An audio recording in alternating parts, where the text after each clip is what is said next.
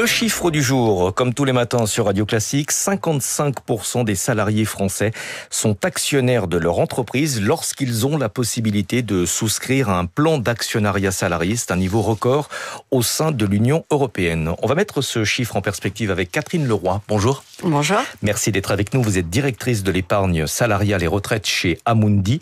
Qu'est-ce qui explique ce niveau record ? Ça peut surprendre, sachant qu'à la base, les Français sont plutôt des épargnants que des investisseurs. Oui, absolument.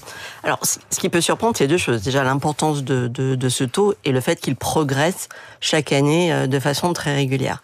Qu'est-ce qu'il explique ? Alors, déjà, le fait que devenir actionnaire de son entreprise quand on est salarié, c'est d'abord être associé directement aux fruits de son travail. C'est faire partie de la gouvernance, c'est avoir des informations particulières en tant qu'investisseur.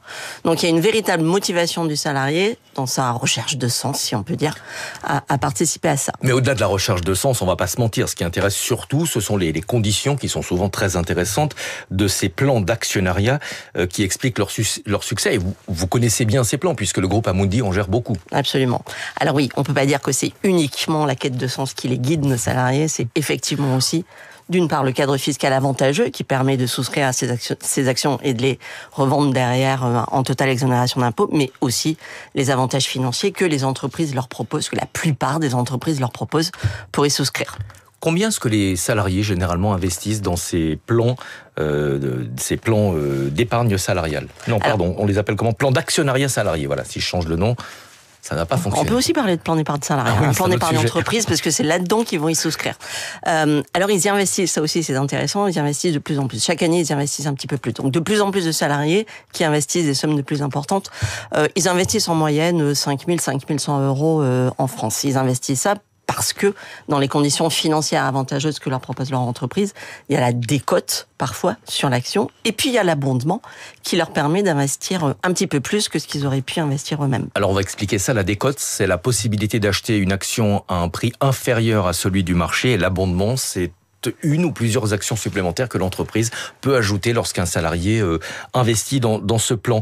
Est-ce qu'il y a des secteurs où l'actionnariat salarié est davantage répandu ? Oui, alors il y a un secteur traditionnellement très engagé dans l'actionnariat salarié, c'est le secteur de l'industrie et plus spécialement le BTP. Donc ce sont des entreprises qui sont engagées dans les opérations d'actionnariat salarié historiquement depuis assez longtemps et qui ont cherché aussi à se constituer un actionnariat stable qui leur a permis parfois de lutter contre des OPA hostiles. 55% des salariés qui investissent, ça c'est le chiffre pour les entreprises dans lesquelles le plan d'actionnariat salarié est proposé. Si on regarde l'ensemble des salariés, on est aux environs de 10% qui sont actionnaires de leur entreprise. Est-ce que c'est un bon chiffre ou est-ce que 10% ça reste assez faible par rapport par exemple aux Américains ?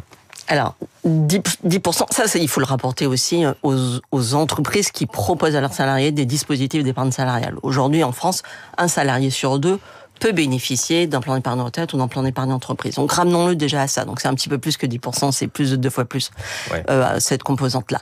Non, l'objectif... Alors, ce 10%, il faut le ramener aussi au poids que les salariés représentent dans le capital de leur entreprise. En France, c'est à peu près 4%. Même si c'est un taux record en Europe, ça reste loin de ce que Bruno Le Maire avait comme ambition au moment de la loi PAC. Quel était l'objectif, justement ? 10% du capital des entreprises. Donc il y a encore du chemin à parcourir. Il y a encore du chemin à parcourir. Mais il faut regarder aussi par taille d'entreprise. Quand on travaille avec les entreprises du CAC 40, on est sur des montants et des proportions beaucoup plus importantes. Il reste aujourd'hui à accompagner les ETI, les PME, les boîtes non cotées dans ces opérations-là. Et on le rappelle, sachant que ce n'est pas le seul dispositif que les entreprises ont pour susciter l'engagement des salariés et partager les fruits de la croissance. Je n'aurais pas mieux dit.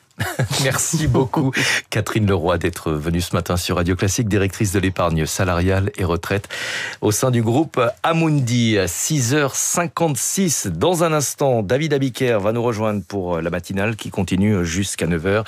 Et puis bien sûr, dans 3 minutes maintenant, le journal de Virginie Fulpin qui va nous parler de cette vague de chaleur qui